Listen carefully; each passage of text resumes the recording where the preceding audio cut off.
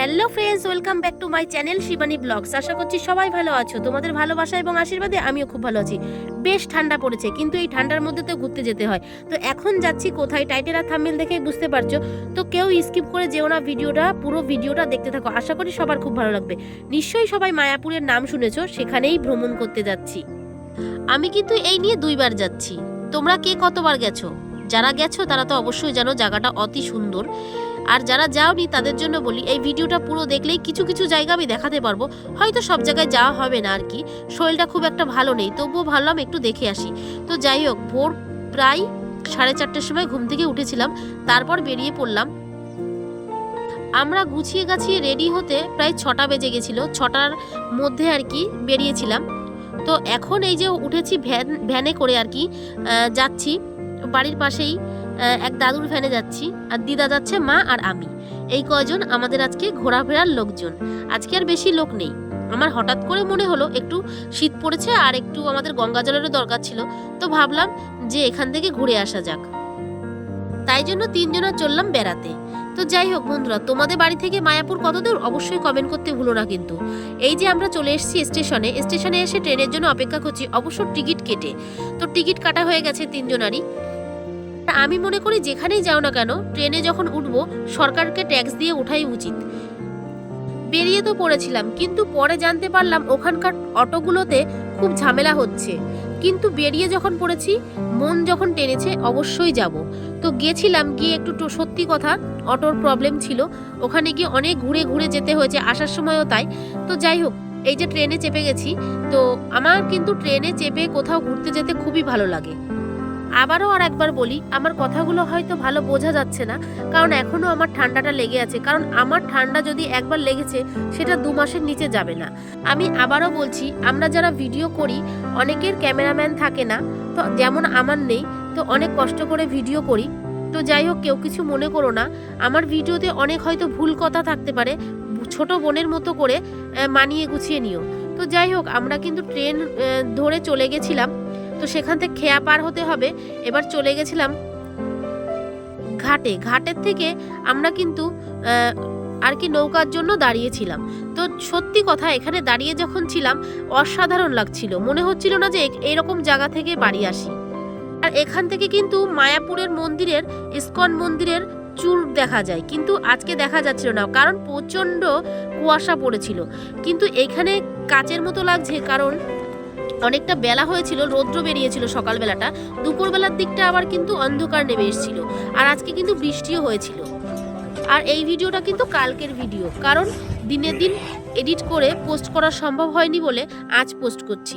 আর এই যে চলে আসলাম এই মন্দিরের সামনে।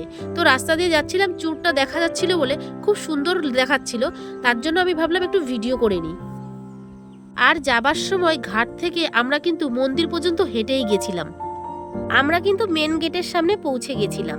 আর ওখানে গিয়েই দেখি কীর্তন হচ্ছে। আর আমি ওখান থেকে রাস্তার পাশ থেকে 2টো জামা কিনেছিলাম, ছোট্ট 2টো বাচ্চার জন্য।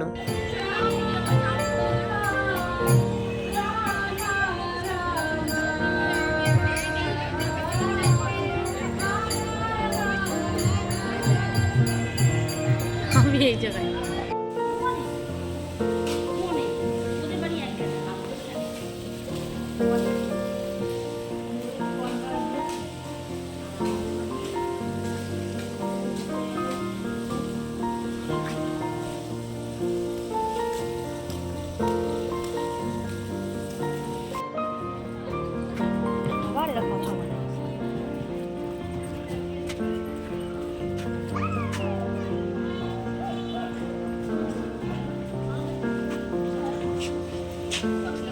একটু বেশি অপছন্দ হচ্ছে, সবাই ওকে ধরছে।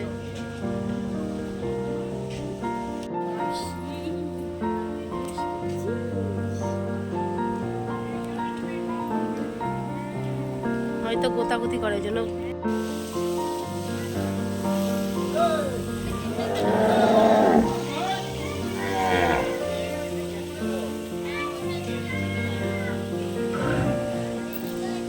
বাপরে,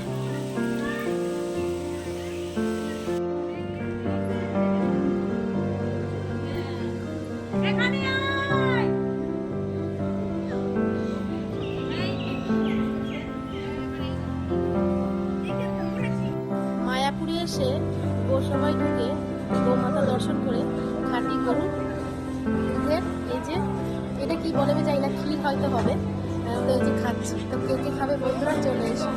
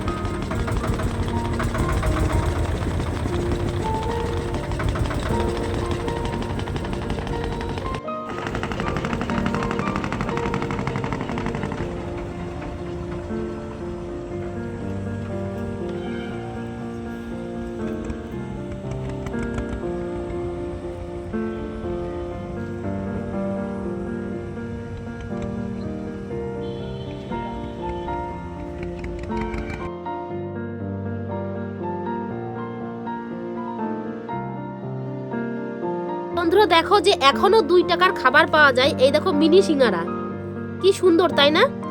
আর এই যে 2 টাকার আলুর চপ। তো আমরা মায়াপুর থেকে আসার সময় আমার মাসি নিয়ে এসছে। তো কে কে খাবে চলে এসো। তো তোমরা কি 2 টাকার চপ খেয়েছো? 2 টাকার সিঙ্গারা ভালোই টেস্টি। কিন্তু